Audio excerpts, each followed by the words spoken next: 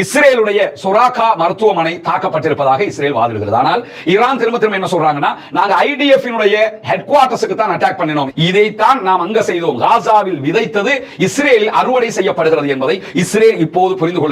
கட்டாய கடமையாக இஸ்ரேலுக்கு என்ன இருக்குதுன்னு சொன்னா, ஈரானுடைய ஆன்மீக தலைவராக சுப்ரீம் லீடராக இருக்கக்கூடிய ஆயத்துல்லா அலி காமனியை நம்ம கொலை செய்ய வேண்டும் என்று சொல்லி இருக்கிறார். ஆயத்துல்லா அலி காமனி மேல கை வைத்தால் இப்பொழுது நீங்கள் படுவதை விட பல மடங்கு பட்டுக் கொள்வீர்கள் என்கிற செய்திகளை இன்றைக்கு ஈரான் மீண்டும் வலியுறுத்தி இருக்கக்கூடிய நேரத்தில் ஆயத்துல்லா அலி காமனி இன்றைக்கு ஒரு ட்வீட் பண்ணியிருக்கிறார். அதுல அவர் என்ன சொல்றாருன்னு சொன்னா, ஹெர்முஸ் ஜலசந்தியை மூடுவதற்கு ஈரான் தயாராகி விட்டது என்கிற செய்திகளை டிக்ளேர் பண்ணியிருக்காங்க. ஈரானுடைய ராணுவம் கடற்படை ஹெர்முஸ் ஜலசந்தி பகுதிகளுக்கு நகர்த்தப்படுகிறது என்கிற செய்திகளை இன்றைக்கு அவர்கள் வெளியிட்டிருக்கிறது மட்டுமல்லாம எல்லா நாடுகளுக்கும் இங்க தான் பெட்ரோல் போய்கிட்டு இருக்குது. எனவே அதை இழுத்து மூடிட்டாங்கன்னு வைங்க, எந்த நாட்டுக்கும் பிசினஸ் பண்ண முடியாமல் போய்விடும். அதனால தான் அமெரிக்காவே பயப்படுகிறது என்கிற செய்திகள் வெளியாகி கொண்டிருக்கக்கூடிய நேரத்தில் தான்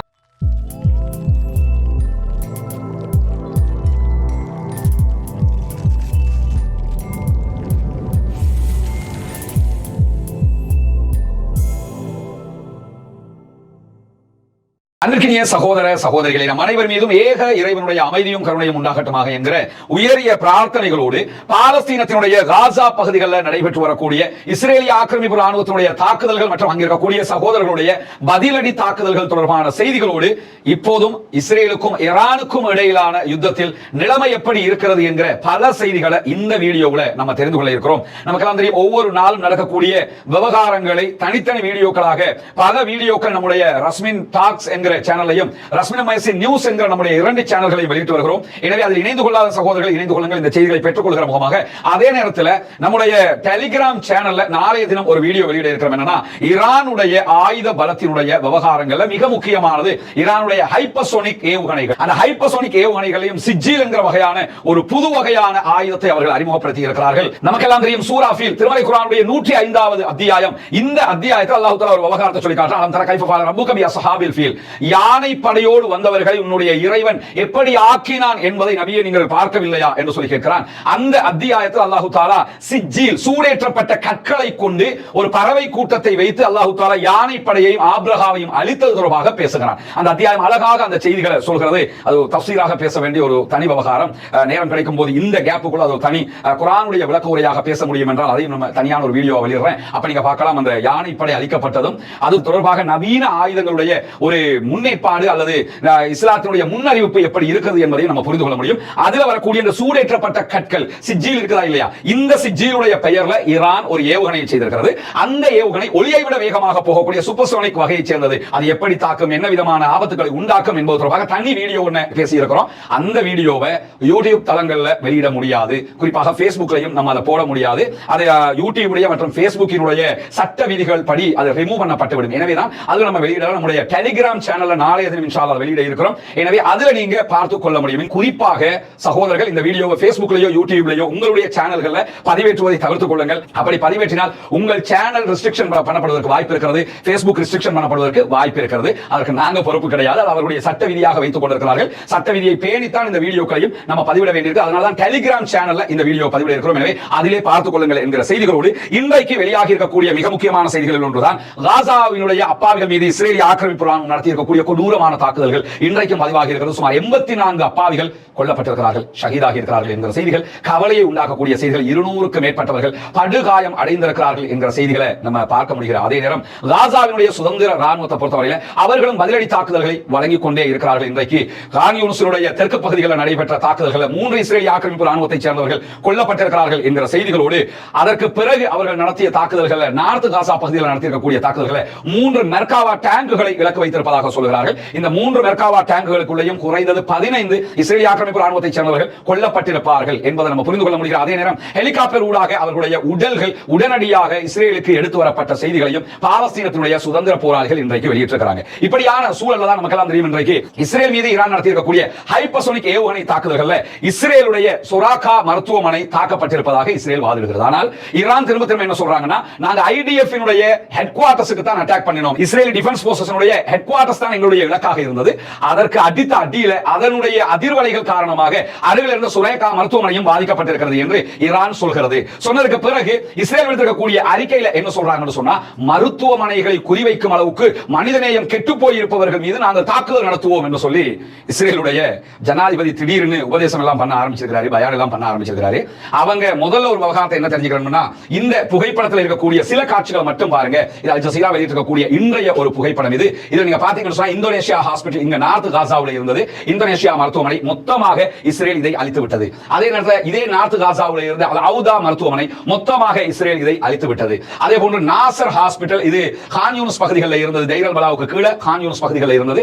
இந்த மருத்துவமனை மொத்தமாக இஸ்ரேல் அழித்து விட்டது. சொல்ல போனா இந்த நாசர் ஹாஸ்பிட்டல்ங்கிறது சைல்டு சிறுவர்களுக்கான ஸ்பெஷல் ஹாஸ்பிட்டலாக பார்க்கப்பட்டது. இதுல தனிப்பிரிவு ஒண்ணு புற்றுநோய் நோயாளிகளுக்கான ஒரு பிரிவாக தனியாக இயங்கி வந்தது. இப்படி பலவிதமான சேவைகளை வழங்கிய நாசர் ஹாஸ்பிட்டல் மொத்தமாக அளிக்கப்பட்டிருக்கிறது. அதே நேரத்தில் யூரோப்பியன் ஹாஸ்பிட்டல் காசா ஹாஸ்பிட்டல் இருந்த இடத்தையும் மொத்தமாக அளித்து யூரோப்பியன் ஹாஸ்பிட்டல் மொத்தமாக அளிக்கப்பட்டிருக்கிறது. இப்படி இது நான்கு தான் நான் உங்களுக்கு காட்டுகிறேன், மிக மிக முக்கியமான 4 மருத்துவமனைகள். இது இல்லாம குதுஸ் மருத்துவமனை, அல் அக்ஸா மருத்துவமனை என்று மொத்தம் 36 மருத்துவமனைகளை அளித்த கர்ண கொடூரமான, ஒன்றுக்கும் உதவாத, மனிதநேயம் மருந்துக்கும் இல்லாத குரூப் இன்னைக்கு வந்து என்ன சொல்லுதுன்னா, மனிதநேயம் உள்ளவர்கள் மருத்துவமனை மீது தாக்கலாமா என்று இன்னைக்கு சட்டாம்பித்தனம் பேசிக் கொண்டிருக்கிறார்கள். அவங்க ஒண்ணு உணரணும், என்னன்னா இதைத்தான் நாம் அங்க செய்தோம், காசாவில் விதைத்தது இஸ்ரேல் அறுவடை செய்யப்படுகிறது என்பதை இஸ்ரேல் இப்போது புரிந்து கொள்ளும். என்ன எங்கிட்ட எவன்டா கேட்கிறதுக்கு இருக்கிறான், எங்களுக்கு பக்கத்து அமெரிக்கா இருக்கிறான் நினைச்சுக்கிட்டு இருந்தாங்க. அத்தனை மக்களுடைய பிரார்த்தனையை அல்லாஹு தாலா அங்கீகரிக்காமல் இல்லை. இன்றைக்கு நாம் கேட்ட பிரார்த்தனைகள் இஸ்ரேல் பற்றி எரிந்து கொண்டு சாதாரணமா நினைக்காதீங்க.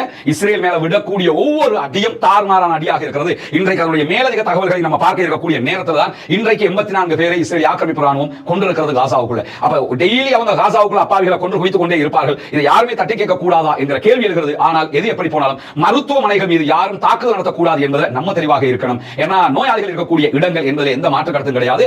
ஆனால் ஈரான் மருத்துவமனையை தாக்கவில்லை என்று திரும்ப திரும்ப வாதிடுகிறது. அந்த மருத்துவமனை யாரு அங்க பாத்தீங்கன்னா பொதுமக்களுக்கான மருத்துவமனை கிடையாது. காசாவில் 25 மைல்களுக்கு அப்பால் இருக்கக்கூடிய காசாவில் இஸ்ரேல் நடத்தக்கூடிய பயங்கரமான தாக்குதல்கள்ல அதற்கு எதிர்வினை தாக்குதல்கள் நடத்தக்கூடிய பாலஸ்தீன விடுதலை அமைப்பிடத்தில் அடி வாங்கிட்டு வந்து மருத்துவ சிகிச்சை எடுக்கக்கூடிய இஸ்ரேலிய ஆக்கிரமிப்பு ராணுவத்தினுடைய ஆர்மி ஹாஸ்பிட்டல் தான் சொரோகா மருத்துவமனை. எனவே அந்த மருத்துவமனை பொதுமக்களுக்கான மருத்துவமனையும் இல்லை என்பதையும் இந்த இடத்தில் நாம் புரிந்து கொள்ளுகிற அதே நேரத்தில் நமக்கு எல்லாம் தெரியும், இன்னைக்கு இஸ்ரேலி காட்ஸ் இஸ்ரேலுடைய வலதுசாரி பிரபலமான ஒரு அமைச்சர், எதுல பிரபலம்னா இனவாதத்தின் உச்சத்தில் இருக்கக்கூடிய ஒரு அமைச்சராக இவர் பார்க்கப்படுது. விமல் வீரவன்சியை தூக்கி சாப்பிடுகிற அளவுக்கு இருக்கக்கூடிய ஒரு ஆளு. அதே மாதிரி இதுக்கு முன்னாடி இருந்த கோட்டாவை கூட தூக்கி சாப்பிடலாங்கிற அளவுக்கு இருக்கக்கூடிய ஒரு ஆள் தான் இந்த இனவாதி.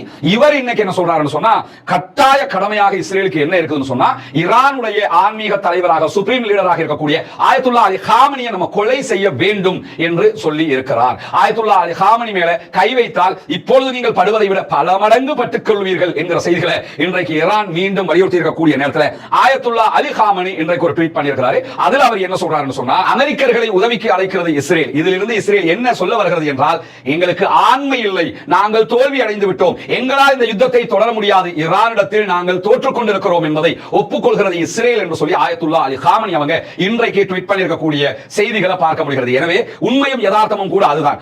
ஒரு நேருக்கு நேரம் நாங்க தான் சண்டை பிடிக்க போறோம்னு ஈரானோட சண்டைக்கு வந்தவங்க எங்களால் அடிக்க முடியல, அமெரிக்கா அவசரமா வாங்கன்னு கூப்பிடுறாங்கன்னு சொன்னா என்ன அர்த்தம்? அவர்கள் வீக் ஆயிட்டாங்கன்னு அர்த்தம்ங்கிறத உலகமே தெரிந்து கொண்டிருக்கக்கூடிய நேரத்தில் நாளைய தினம் அவசரமாக யூரோப் யூனியனுடைய கூட்டாளிகள், யூரோப் யூனியனில் இருக்கக்கூடிய நாடுகளுடைய மிக முக்கியஸ்தர்கள் இஸ்ரேலிய அதிகாரிகளை சந்திக்கிறார்கள் என்கிற செய்திகள் வெளியாகி கொண்டிருக்கிறது. காரணம் என்ன? இஸ்ரேல் விழுந்துருமோ, இஸ்ரேலுக்கு ஏதாவது ஆயிருமோ, ஈரான் போகிற போக்கு அழிச்சே போட்டுருவானோ என்பதற்காக யூரோப்பும் தற்போது இஸ்ரேலுக்கு ஆதரவாக திரண்டு வருகிறதான எத்தனை பேர் வந்தாலும் எங்களுக்கு அடிச்சடிக்கு பதில் கொடுக்காம நிறுத்த மாட்டோம் பார்த்துக்கணும் சொல்லி இன்றைக்கு மிக தெளிவாக ஈரான் சொல்லியிருக்கக்கூடிய நேரத்தில் அமெரிக்க ராணுவ அதிகாரிகளை மேற்கோள் காட்டி நியூயார்க் டைம்ஸ் சற்று நேரத்துக்கு முன்பதாக ஒரு அறிக்கை வெளியிட்டிருக்கிறது. அது அவங்க என்ன சொல்றாங்கன்னு சொன்னா, ஹெர்மோஸ் ஜலசந்தியை மூடுவதற்கு ஈரான் தயாராகி விட்டது என்கிற செய்திகளை டிக்ளேர் பண்ணியிருக்கிறாங்க. ஈரானுடைய ராணுவம் கடற்படை ஹார்முஸ் ஜலசந்தை பகுதிகளுக்கு நகர்த்தப்படுகிறது என்கிற செய்திகளை இன்றைக்கு அவர்கள் வெளியிட்டிருக்கிறது மட்டுமல்லாம இந்த செய்திகளுக்கு ஆதாரமாக சேட்டலைட் காட்சிகளையும் அவர்கள் வெளியிட்டிருக்கிறார்கள். ஈரான் தன்னுடைய கடற்படையை ஐஆர்ஜிசியினுடைய ஒரு பிரிவையும் இணைத்து ஹார்முஸ் ஜலசந்திக்கு நகர்த்தி கொண்டிருக்கிறது. ஹார்முஸ் ஜலசந்தி என்ன என்று சுருக்கமாக ஏற்கனவே நம்ம சொல்லியிருக்கிறோம். ஆனா இது எப்படி நடக்க போகிறது, ஹார்முஸ் ஜலசந்தியினுடைய வரலாறு என்ன, எத்தனை தடவைகள் அமெரிக்கா ஏற்கனவே இப்படி அந்த இடத்துக்கு வந்திருக்கிறது, ஈரான் எப்படி தடுத்திருக்கிறது என்கிற விவரங்களை தனி ஒரு வீடியோவாக நம்ம வெளியிடுவோம். சொல்லிடுவோம். ஆனா சுருக்கமாக புரிந்து கொள்ளுங்கள், ஹோர்முஸ் ஜலசந்திங்கிறது அரபு நாடுகள் இப்படி நீங்க எடுத்துக்கிட்டீங்கன்னு சொன்னா அரபு நாடுகளுடைய ஒரு பகுதி செங்கடல் பார்டராக வந்து நிற்கும். அடுத்த பகுதியை நீங்க எடுத்துக்கிட்டீங்கன்னு சொன்னா பெர்ஷியன் வளைகுடாவுக்குள்ள வரும். பெர்ஷியன் வளைகுடாவுல ரைட் சைடு நம்ம நிக்கிற மாதிரி என்று பாத்தீங்கன்னா ரைட் சைடுல எது இருக்கும்னு சொன்னா ஈரான் இருக்கும். லெஃப்ட் ஹேண்ட் சைடுல எது இருக்கும்னு சொன்னா Dubai, UAE, Qatar, Kuwait, Saudi அரேபியாவுடைய சில பகுதிகள், இப்படி எல்லா அரபு நாடுகளும் அந்த லிஸ்டுக்குள்ள தான் வரும். இந்த அரபு நாடுகளில் தயாரிக்கப்படக்கூடிய பெட்ரோலியம் சார்ந்த எல்பி கேஸ் போன்ற அனைத்துமே இந்த ஹோர்முஸ் ஜலசந்தியால தான் வெளியே போகும். ஹோர்முஸ் ஜலசந்தி தான் உலகத்தில் 1/3 மடங்கு பெட்ரோலிய தேவையை பூர்த்தி செய்கிறது. எல்லா நாடுகளுக்கும் இங்க தான் பெட்ரோல் போய்கிட்டு இருக்குது. எனவே அதை இழுத்து மூடிட்டாங்கன்னு வைங்க, எந்த நாட்டுக்கும் பிசினஸ் பண்ண முடியாமல் போய்விடும். அதனால தான் அமெரிக்காவே பயப்படுகிறது என்கிற செய்திகள் வெளியாகி கொண்டிருக்கக்கூடிய நேரத்தில் தான் இன்றைக்கு ஈரான் இன்னொரு அறிக்கை வெளியிட்டிருக்கிறாங்க. எந்த ஒரு மூன்றாம் தரப்பினுடைய தலையீட்டுக்கும் நேரடியாக பதிலளிப்போம் என்று சொல்லியிருக்கிறார்கள். குறிப்பாக ஈரானுடைய உச்ச தேசிய பாதுகாப்பு கவுன்சில் வெளியிட்டிருக்கக்கூடிய அறிக்கையில இந்த யுத்தத்தில் மூன்றாம் தரப்பாக அமெரிக்காவோ வேறு யாருமோ தலையிட்டார்கள் என்று சொன்னால் கண்டிப்பாக அவர்கள் மீது நாங்கள் தாக்குதல் நடத்துவோம் என்று சொல்லியிருக்கக்கூடிய நேரத்தில் இன்றைக்கு இன்னும் ஒரு முக்கியமான விவகாரம் நடைபெற்று வருகிறது. அது என்ன முக்கியமான விவகாரம்னா, அமெரிக்காவினுடைய ராணுவ பேஸ் உலகம் முழுவதும் பல நாடுகளில் இருக்கிறது. அதிலும் குறிப்பாக மத்திய கிழக்கு மற்றும் 19 இடங்களில் இருக்கிறது. அதிலே மிகப்பெரிய ராணுவ பேஸ் எங்க இருக்கு, மிலிட்டரி பேஸ் எங்க இருக்குன்னா கத்தர்ல தான் இருக்கிறது. இந்த கத்தர்ல இருக்கக்கூடிய கத்தருடைய தலைநகர் தோஹாவுக்கு வெளியிலே அல் உதை என்கிற இடத்துல இந்த விமான தளம் அமைந்திருப்பதாக சொல்லப்படுகிறது. இது அமெரிக்காவுடைய ஈரலாக பார்க்கப்படுகிற ஒரு பகுதி. அவங்களுடைய எல்லா ஏர்கிராப்டும் இந்த இடத்துல தான் நிறுத்தி வைக்கப்படுகிறது. இந்த நேரத்தில் இன்றைக்கு வெளியாகி இருக்கக்கூடிய தகவல், நேற்றைய தினம் பிளானட் லேப்ஸ் பிபிசி எடுத்த ஒரு செயற்கைக்கோள் புகைப்படத்தை எல்லாம் ஆதாரம் காட்டி ஏபி பகுப்பாய்வு செய்து வெளியிட்டிருக்கக்கூடிய ஒரு தகவல், அசோசியேட்டட் பிரஸ் வெளியிட்டிருக்கக்கூடிய ஒரு தகவல் என்னன்னு சொன்னா, இந்த தோஹாவுக்கு வெளியில் இருக்கக்கூடிய உதை விமான நிலையம் அமெரிக்காவுடைய பேஸ்ல இருந்து வலமையில சேட்டலைட்ல பார்த்தா நிறைய ரன்வேல நிறைய விமானங்கள் நிறுத்தி வைக்கப்பட்டிருக்கும். அதே போன்று ட்ரோன்கள், பெரிய பெரிய ட்ரோன்கள் எல்லாம் நிறுத்தி வைக்கப்பட்டிருக்கும். ஆனால் புதன்கிழமையில இருந்து, அதாவது நேற்றில இருந்து மொத்தமாக இந்த விமானங்களை வெளியேற்றுகிற வேலையை அமெரிக்கா செய்து கொண்டிருக்கிறது. நமக்கே ஆச்சரியமா தான் இருக்குது. தலைவனுக்கே நிலைமை இப்படி ஆயிடுச்சு என்று சொல்லி யோசிக்க வேண்டியிருக்கு. என்னன்னா, நான் அடிச்சிருவேன் குடிச்சிருவேன் தூக்கிடுவேன் இருந்தாங்க. இப்ப அமெரிக்காவே என்ன பண்றாங்கன்னா, ஆல்ரெடி இஸ்ரேல் அவர்களுடைய விமானங்களை எல்லாம் வெளிநாட்டுக்கு கொண்டு போயிட்டாங்க, அமெரிக்காவுக்கு எடுத்துட்டு போயிட்டாங்க. இப்ப அமெரிக்காவே கத்தாருடைய தளத்தில் இருக்கக்கூடிய அவர்களுடைய தாக்குதல் விமானங்கள், அதே போன்று அவர்களுடைய மற்ற விமானங்கள், சிவிலியன் விமானங்கள் எல்லாவற்றையும் நகர்த்துகிறார்கள் என்கிற செய்திகளை இன்றைக்கு அசோசியேட்டட் பிரஸ், இது அல் ஜஸீரா வெளியிட்ட செய்திகள், அசோசியேட்டட் பிரஸ் பிபிசியை மேற்கோள் காட்டி இந்த செய்தியை வெளியிட்டிருக்கிறது மட்டுமல்லாம அமெரிக்க ராணுவம் இந்த மாற்றத்தை மறுத்திருக்கிறது. இல்ல நாங்க அப்படி எல்லாம் பண்ணல என்று சொல்லியிருக்காங்க. இங்க என்ன காமெடின்னு சொன்னா, இஸ்ரேலிய விமானங்களுக்கு பெட்ரோல் நிரப்புகிற விமானங்கள் வரைக்கும் யூரோப்புக்கு வருகிறது அமெரிக்காவுல இருந்து. இன்னும் அவங்க மிடில் ஈஸ்டுக்குள்ள நுழையல.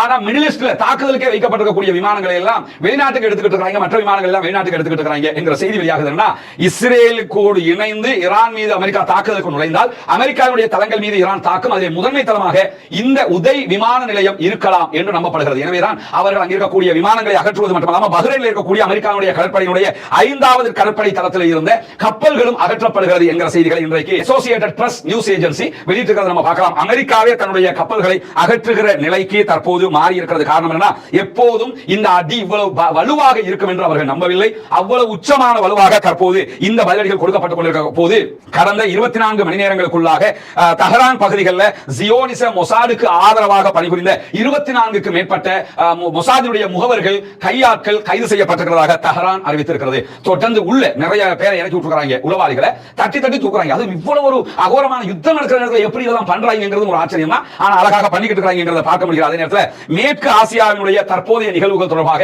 இன்றைக்கு ஹூதிகளுடைய படைப்பிரிவும் ஒரு அறிக்கை வெளியிட்டிருக்காங்க. அதுல பலஸ்தீனர்களை ஆதரிப்பதில் ஈரானுடைய வலுவான நிலைப்பாடு மேற்கு நாடுகளுக்கு கவலை கொடுத்துக் கொண்டிருக்கிறது. அது உண்மைதான். ஏன்னா பாலஸ்தீனத்துக்கு ஆதரவாக ஈரான் நிற்கிறதுனால வெஸ்ட் நாடுகளுக்கு ரொம்ப கவலையாக இருக்கிறது. இஸ்ரேல் ஒருபோதுமே இப்படியான உறுதியான பழிவாங்கலையோ அல்லது பதிலடியோ எதிர்பார்க்கவில்லை. உலகம் முழுவதும் இருந்து துண்டு துண்டாக ஒருங்கிணைக்கப்பட்ட இஸ்ரேல் அமைப்புக்கு எந்த அடையாளமும் இல்லாமல் போய் கொண்டிருக்கிறது. அங்க இருந்தவங்களை கொண்டு வந்து இஸ்ரேல் ஒரு நாட்டை உருவாக்கினாங்க, எந்த அடையாளமும் இல்லாமல் பண்ணிக்கிட்டு இருக்காங்க. இஸ்ரேலால் இந்த தாக்குதல்களை தாங்க முடியாமல் இருக்கிறது.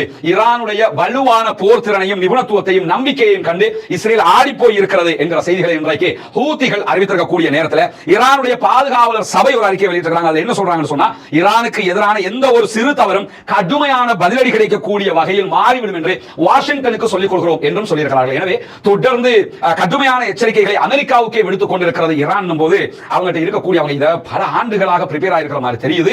ஏன்னா வாய்ச்சவடால் விடுற மாதிரி தெரியல. ஏன்னா கொடுக்கிற அடி அவ்வளவு அகோரமான அடியாக இருக்கு. இன்னைக்கு நம்முடைய Facebook தளத்தில் நம்ம சில போட்டோஸ்களை வெளியிட்டிருக்கோம், நம்முடைய டெலிகிராம் பக்கத்தில் நிறைய வீடியோக்களையும் புகைப்படங்களையும் போட்டுக்கிறோம். அதெல்லாம் பார்க்கும்போது இது இஸ்ரேலா, இப்படி இஸ்ரேல் அடி வாங்குதா என்று அத்தனை பேரும் பெஞ்சமின் நெத்தனியாகவே இப்ப யோசிச்சு கொண்டு நம்ம உண்மையிலே இஸ்ரேல் தானா இது அப்படி யோசிக்கிற அளவுக்கு இப்பொழுது இஸ்ரேலை காசாவாக மாற்றிக் கொண்டிருக்கிறது ஈரான் என்கிற செய்திகளுக்கு மத்தியில் ஈரானுடைய வெளியுறவு அமைச்சர் அப்பாஸ் அராக்சி இன்றைக்கு ஒரு முக்கியமான அறிவித்தலை எடுத்திருக்கிறார். அவர் என்ன சொல்றாரு சொன்னா, இன்றைக்கு இன்றைய தாக்குதல்களை இஸ்ரேலுடைய ராணுவ கட்டளை மையம், கட்டுப்பாட்டு மையம், புலனாய்வு தலைமையகம் ஆகியவற்றை நாங்கள் தாக்கி அளித்திருக்கிறோம். ஐடிஎஃப் மேல அட்டாக் பண்ணதை சொல்றாரு. அதை தாண்டி இந்த குண்டுவெடிப்பு நடக்கும்போது சுரேகா மருத்துவமனை அருகில் இருந்தது. நாங்க மருத்துவமனை நாங்க தாக்கல.